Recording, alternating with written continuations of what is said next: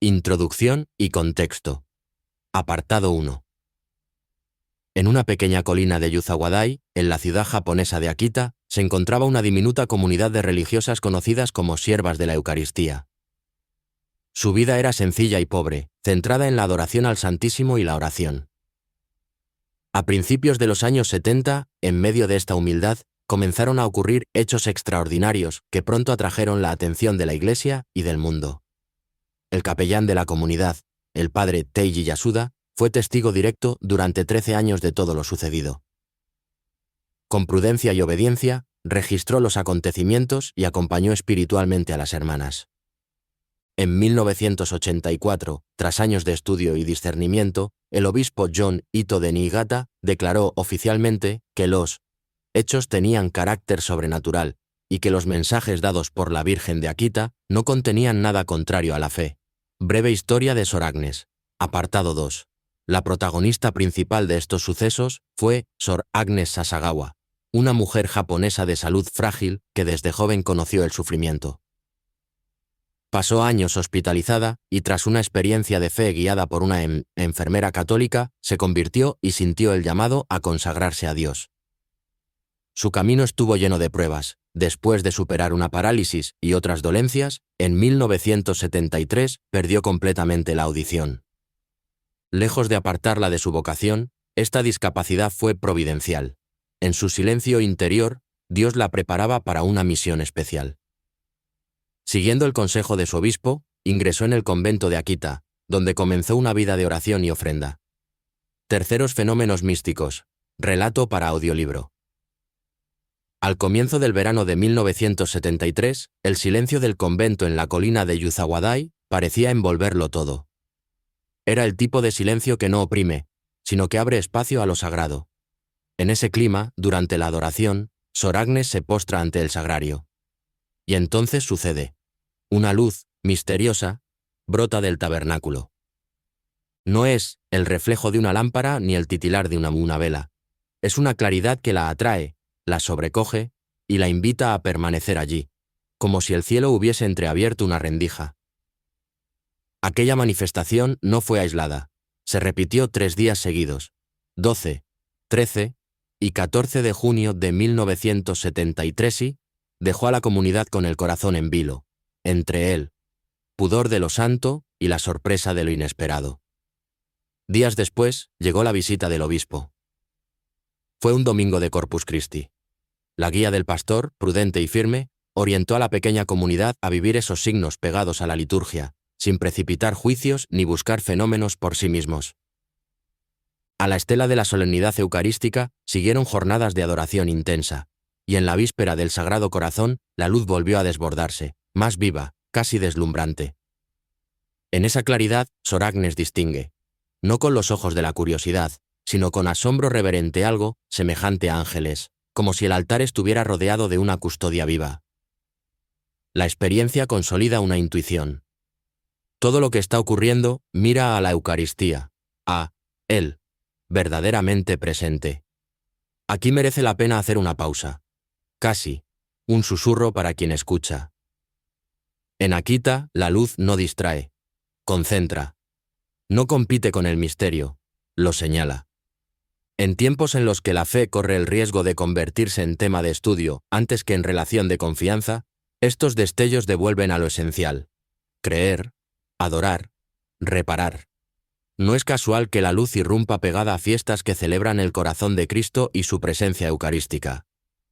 Es como si la pedagogía del cielo nos recordara que el camino empieza y vuelve al altar. Mientras tanto, en el claroscuro de la vida cotidiana, Dios afina a su instrumento. En los primeros viernes de ese tiempo, la dureza de ciertas pruebas interiores en la comunidad se convierte en escuela de oración y ayuno. Una tarde, al terminar el Vía Crucis, el ángel custodio se aparece a Sor Agnes en la capilla y le deja 3 palabras que parecen pequeñas y sin embargo, cargan el peso de toda una travesía espiritual.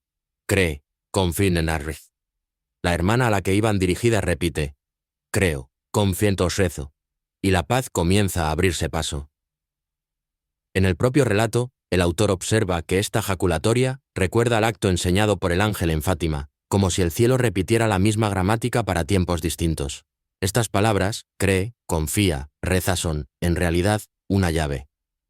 Funcionan como compás cuando arrecia la prueba y como cuerda que ata el corazón a la voluntad de Dios. Para quien escucha el audiolibro, quizá te ayude a pronunciarlas en voz baja ahora mismo. No es teatro, es entrenamiento del alma. La noche del jueves 5 de julio, Sor Agnes apenas puede dormir. Un dolor punzante en la mano le desvela y entre vendajes y pequeñas oraciones, «Señor, ten piedad, perdona mis ofensas», el reloj avanza hacia la madrugada. Cerca de las 3, una voz la envuelve con una ternura imperativa. «No temas, reza con fervor, no solo por tus pecados, sino en reparación por los de todos los hombres. Vayamos a la capilla». Junto a su hombro derecho se hace presente la figura familiar del ángel custodio. Por un instante le parece el rostro de una hermana fallecida, pero la visitante aclara con suavidad. «Soy la que está contigo y te custodia». La conduce entonces por el pasillo. Agnes la sigue con la seguridad de una niña que va de la mano hasta la capilla. Al cruzar el umbral, la presencia se desvanece y queda el silencio. Frente al altar, la hermana se inclina y mira hacia la imagen de la Virgen. La madera parece cobrar vida y bañarse en una luz intensa. En ese preciso umbral, el relato de los mensajes comenzará. Pero, aquí, de momento, nos quedamos con la escena temblorosa y luminosa que la antecede. Detengámonos un instante más en el sentido de este itinerario. Primero la luz del sagrario, 3 días, como un pequeño triduo. Luego la mirada saneada por la adoración. Ángeles en el resplandor, la presencia real en el centro. Después, la escuela del corazón. Cree, confía, reza. Finalmente, la conducción del ángel. Ángel, hete en una hora de desvelo hacia la capilla. Nada es capricho, todo es preparación.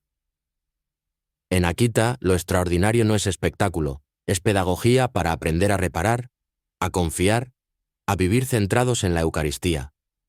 Por eso, cuando más adelante oigamos palabras que duelen y alertan, no olvidemos que antes hubo una luz que atrae, unos ángeles que rodean, y una mano invisible que guía en la noche. Cuarto, signos sobrenaturales, relato detallado y narrativo. La noche del 5 de julio había terminado en vigilia. La presencia del ángel y aquella luz sobre la estatua fueron como un umbral. Lo que vendría después marcaría de forma indeleble la vida de Sor Agnes y de toda la comunidad. En los días previos, Agnes había sentido un dolor punzante en la palma de su mano izquierda, como si algo invisible atravesara su piel. Al principio era una molestia soportable, pero el 6 de julio, durante la oración de la tarde, el dolor se volvió insoportable. Como si un clavo candente traspasara mi mano, escribiría después. Cuando, ya en su celda, logró abrir los dedos, descubrió algo desconcertante. Una herida en forma de cruz, enrojecida, con un pequeño orificio en el centro de él, que brotaba sangre fresca. No había ninguna causa natural. La comunidad la atendió con compasión y silencio. No había vanidad en aquella llaga. Había dolor y lágrimas, y sobre todo una sensación de indignidad ante Dios. Agnes lo interpretaba como participación en la pasión de Cristo, una llamada a ofrecerse por los pecados de todos, no solo los suyos. Aquí, para quien escucha, conviene detenernos.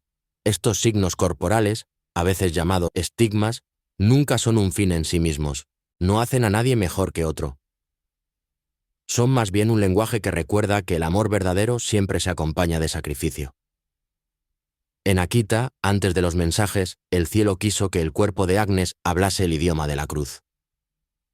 La herida permaneció durante varios días, sangrando especialmente los viernes y sábados, como eco de los días de la Pasión y del corazón de María. Los médicos que la vieron no pudieron explicar su origen.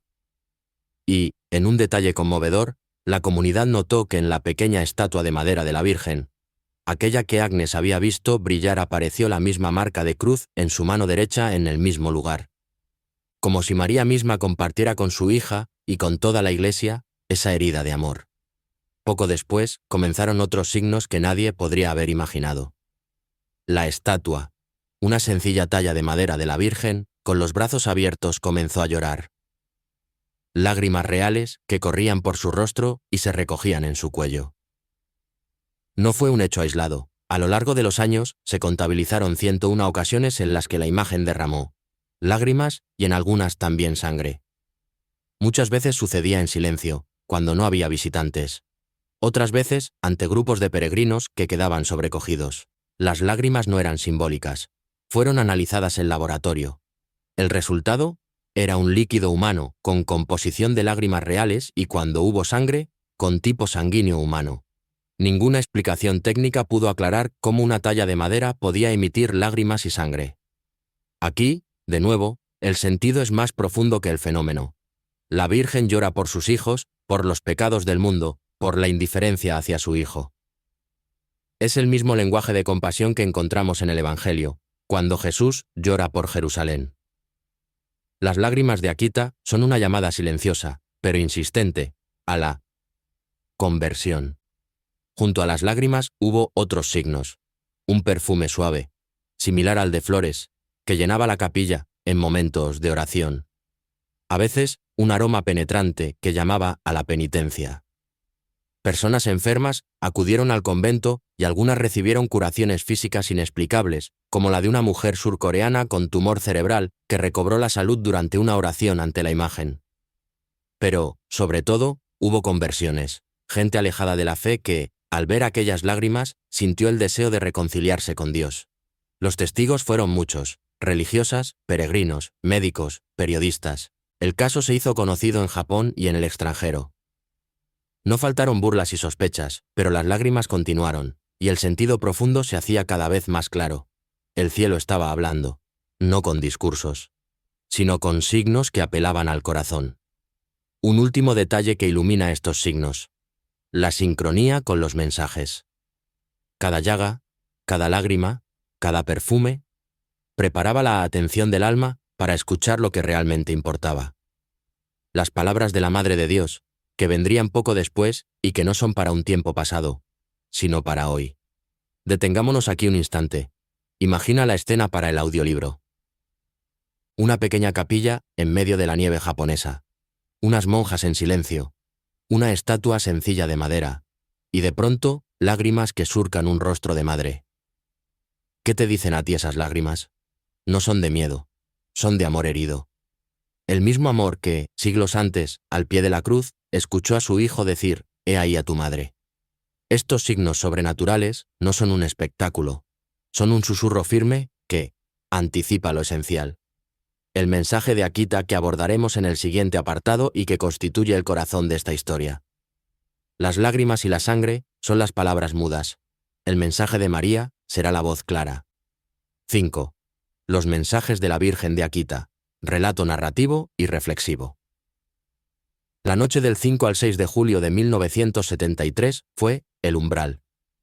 Agnes, guiada por su ángel custodio, había entrado en la capilla en medio del silencio de la madrugada. La estatua de la Virgen brillaba con una luz suave. Y entonces, por primera vez, la Madre habló. No fue una voz atronadora, sino un timbre dulce y firme que Agnes escuchó en lo profundo de su corazón. El ángel estaba junto a ella, y la voz de María brotó de la estatua. «Hija mía, mi novicia, ¿amas al Señor? Entonces escúchame. Es muy importante. Reza en reparación por los pecados de los hombres y en acción de gracias. Ora el rosario con todo tu corazón. Pon tu vida al servicio del Señor». Era un mensaje sencillo y directo. La Virgen no vino a dar secretos exóticos, sino a llamar a lo esencial: amor a Jesús, reparación, oración sincera. Esta primera palabra era como una semilla. Agnes respondió con lágrimas, consciente de su pequeñez. Y la Virgen la consoló prometiendo que su sufrimiento, incluida su sorderano, sería inútil. Le anunció que algún día recuperaría el oído como signo para todos. Aquí hacemos una pausa para reflexionar. ¿Por qué lo primero que pide la Virgen es oración y reparación? Porque el amor verdadero busca sanar las heridas. Ella, Madre de todos, siente el dolor del pecado que destruye la paz y aleja de Dios. Y como en Fátima, invita a colaborar en la salvación del mundo. No desde grandes gestos públicos, sino desde el humilde ofrecimiento diario, el rosario rezado con fe, los pequeños sacrificios. Segundo mensaje, la llamada de la intercesión. El 3 de agosto de 1973, en la capilla, la voz de la Virgen volvió a dirigirse a Sor Agnes. Esta vez el mensaje fue más profundo y con tono maternal de advertencia.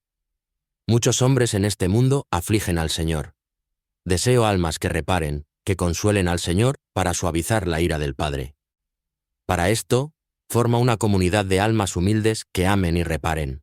La oración del rosario es poderosa. Reza por el Papa, por los obispos y los sacerdotes. La Virgen no señala con el dedo, no condena, sino que llama. Habla de la necesidad de rezar especialmente por la Iglesia, por quienes tienen la responsabilidad de guiar al pueblo de Dios. Y añade algo esencial. La oración y el sacrificio de unos pueden ayudar a otros. Aquí resuena el mismo espíritu de Fátima. Dios quiere establecer en el mundo la devoción a mi Inmaculado Corazón, no como devoción sentimental, sino como reparación y súplica para evitar el mal. Este segundo mensaje nos invita a mirar más allá de nosotros mismos. Hoy, mientras escuchas este audiolibro, piensa: ¿puedo ser yo parte de esa comunidad de almas humildes que repara y ama? No se trata de fundar un convento, se trata de ofrecer tu trabajo, tus dolores, tu rosario, tu tiempo, por amor a Dios y al prójimo. Tercer mensaje, advertencia y esperanza. El 13 de octubre de 1973, aniversario de la última aparición de Fátima, llegó el mensaje más conocido, y quizá el más impresionante. Ese día, María habló con una claridad que no dejaba indiferente. Si los hombres no se arrepienten y no mejoran, el Padre infligirá un castigo terrible a toda la humanidad. Será más grave que el diluvio, y ninguno se salvará de él. Caerá fuego del cielo, una gran parte de la humanidad será aniquilada, los buenos con los malos, sacerdotes y fieles. Los que sobrevivan se encontrarán tan desolados que envidiarán a los muertos. Las únicas armas que les quedarán serán el rosario y el signo que mi hijo dejó. Reza el rosario por el Papa, por los obispos, por los sacerdotes. La obra del demonio se infiltrará incluso en la Iglesia de tal manera que se verán cardenales contra cardenales y obispos contra obispos. Los que veneran al Señor serán despreciados y atacados. Las iglesias y altares serán profanados. El demonio empujará a muchos consagrados a dejar su vocación. Pero la única esperanza será refugiarse en mi corazón y en la cruz de mi Hijo. Son palabras duras que pueden asustar si se sacan de contexto. Pero no se trata de una película de terror ni de fatalismo. La Virgen no anuncia el fin del mundo, sino que advierte de las consecuencias del pecado y de la falta de conversión. Y al mismo tiempo muestra el remedio: oración, penitencia, fidelidad a Cristo y a su Madre. ¿No es significativo que hable de división incluso en la Iglesia? No como juicio, sino como una llamada a la oración por los pastores y a mantenernos firmes en la fe, aún en tiempos de confusión. Y sobre todo, subraya que el rosario y la cruz son las armas de los pequeños. El cielo no nos pide hazañas imposibles, sino perseverar en lo esencial. Este tercer mensaje cierra el ciclo iniciado con la luz y las lágrimas. En Fátima se habló de guerras y de la necesidad de conversión. En Akita, décadas después, se reafirma la misma lógica. Dios no quiere castigar, quiere salvar, pero respeta nuestra libertad. Y el amor exige conversión real, no solo palabras. Tras estos mensajes, Sor Agnes recibió también la promesa del ángel. Su sordera se curaría como confirmación de la autenticidad de las apariciones.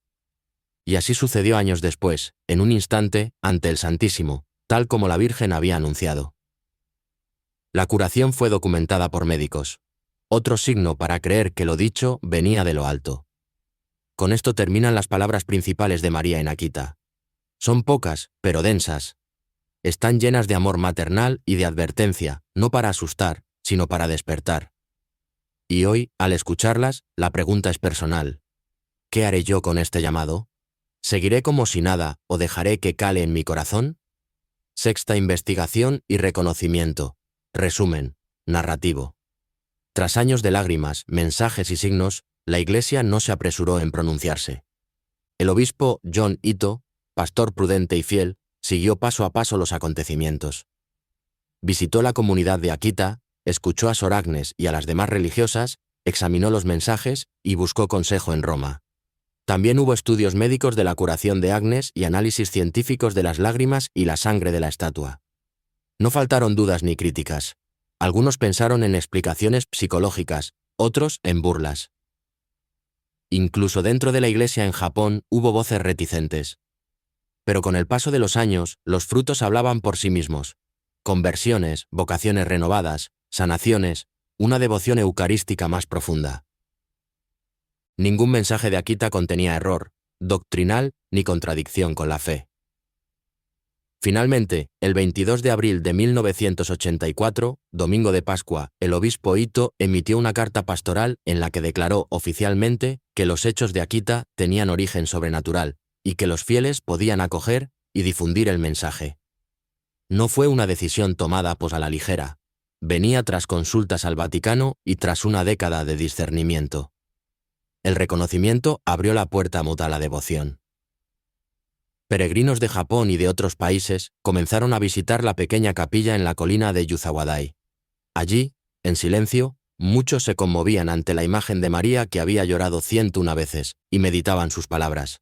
Como en otras apariciones marianas, el centro no está en el fenómeno, sino en el llamado a la conversión y a la oración. Y la Iglesia, con prudencia, lo confirmó. Séptima conclusión espiritual. Cuando una madre llora, imagina por un instante la colina silenciosa de Yuzawadai al caer la tarde.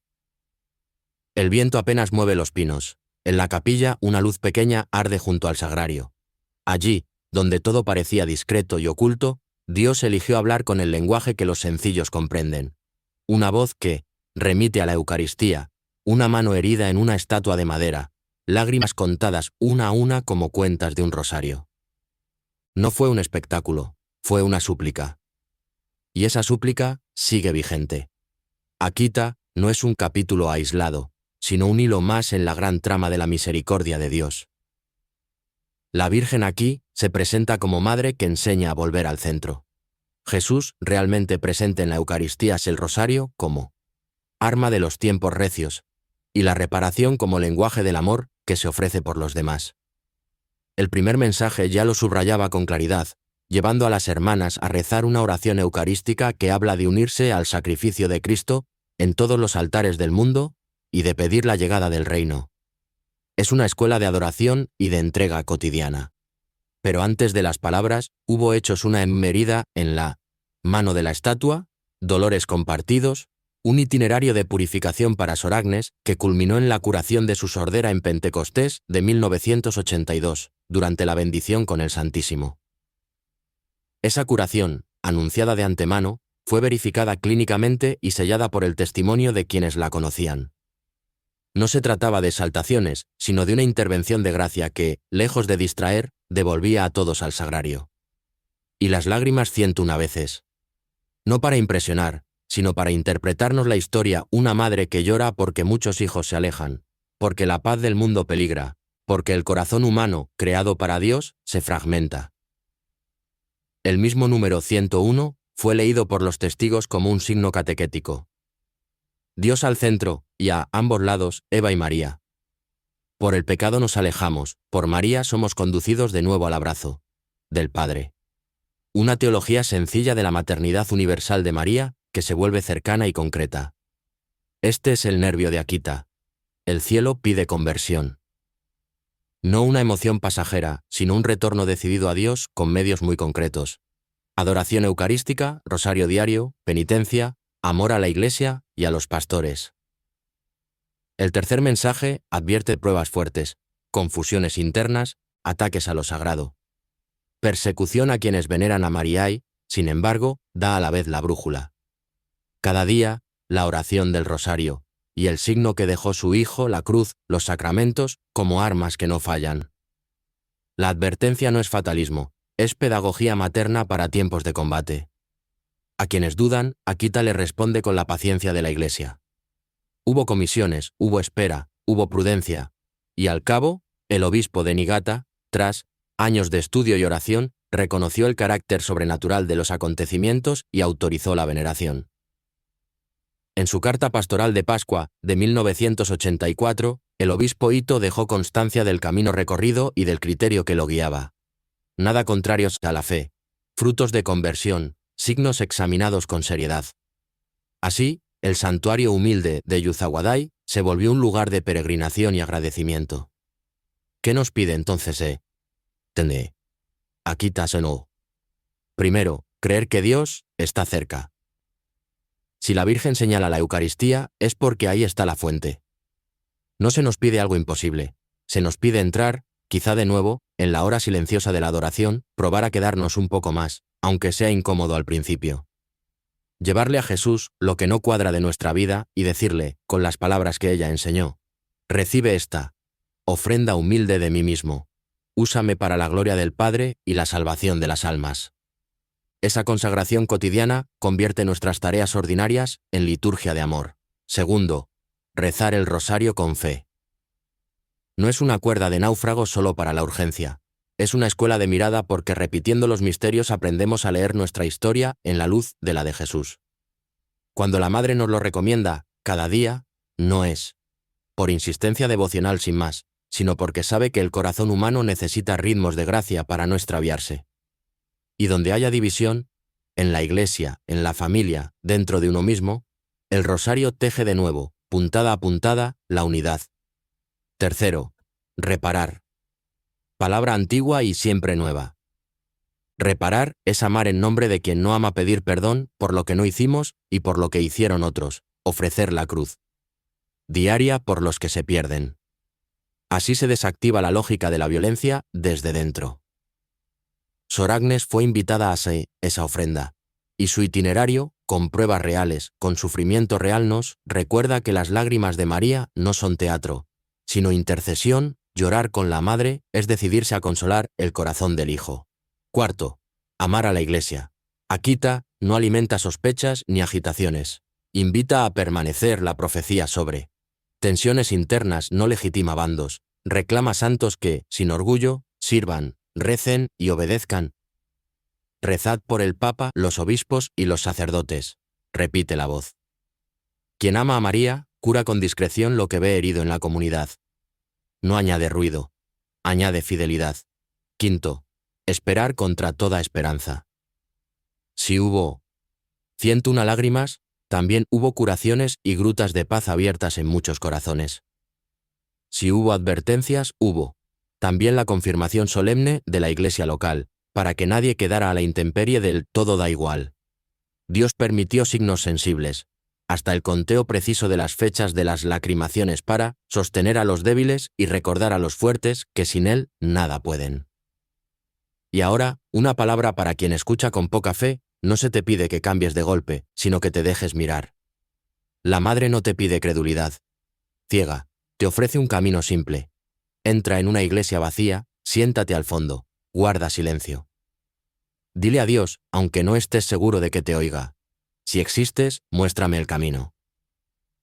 Llega a casa y reza un Ave María, aunque haga años que no lo haces. Si algo de Akita es verdad, y hay razones humanas y eclesiales para tomarlo en serio, no depende de tu emoción, depende de la fidelidad de Dios que sale a buscarte. Y una palabra para quien ya cree: no te acostumbres. La Eucaristía es fuego que no se deja domesticar. Vuelve a escuchar el llamado de Akita como si fuera la primera vez. Deja que el rosario rehaga tus días, que la reparación transfigure tu dolor, que la obediencia te dé la libertad que no conocías. Si la Madre lloró 101 veces, quizá hoy espera tus 101 gestos de amor concreto. Una hora de adoración. Una visita a mi aún enfermo. Un perdón ofrecido. Una renuncia por la paz de alguien. Una palabra buena donde todos critican. Al cerrar este libro, volvamos a la capilla. El sagrario sigue ardiendo. La estatua, silenciosa. No necesitamos ver lágrimas para entender. La señal ya fue dada y la voz ya habló. La pregunta no es si Akita fue grande. La iglesia local ya la cuidó con prudencia y la presentó al pueblo de Dios, sino si nosotros seremos pequeños para creer y obedecer. Entre tantas voces, María nos recuerda lo esencial. Eucaristía, rosario, reparación, conversión, amor a la iglesia. Ese es el camino angosto que conduce a la vida. que cada oyente pueda, desde hoy, comenzar de nuevo una confesión sincera, una comunión adorada, un rosario rezado con calma, una obra de misericordia. Verás entonces que las lágrimas de Akita no terminan en tristeza, sino que abren en esperanza el futuro. Y que, al fondo de todo, hay un corazón, el de Cristodón de María, Madre de la Iglesia y Madre tuya, quiere llevarte de la manos.